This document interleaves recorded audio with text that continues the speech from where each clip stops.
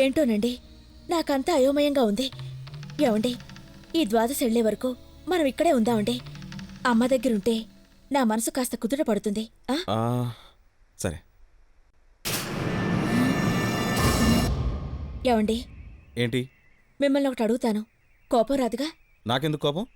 అరవరు కదా? నేను అరిచేవాళ్ళ కనబడుతున్నానా? అరుణ్ ఎవరండి?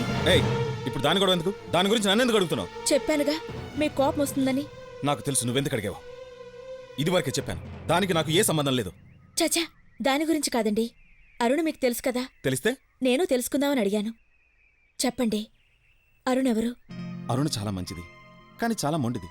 ఆ మొండితనమే లేకుంటే మంచి స్నేహితురాలు. ప్రతిదీ తనకు నచ్చినట్టే ఆలోచిస్తుంది. నచ్చిందే కావాలనుకుంటుంది, లేకపోతే చావాలనుకుంటుంది.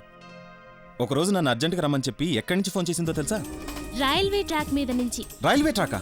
రైల్వే ట్రాక్ మీద నుంచి. ఏంటి? మంగళగిరి బ్రిడ్జి కింద లెవెల్ క్రాసింగ్ రైల్వే ట్రాక్ మీద ఉన్నాను. కాసేపట్లో ఈ ట్రాక్ మీద అమరావతి ఎక్స్ప్రెస్ వస్తుంది.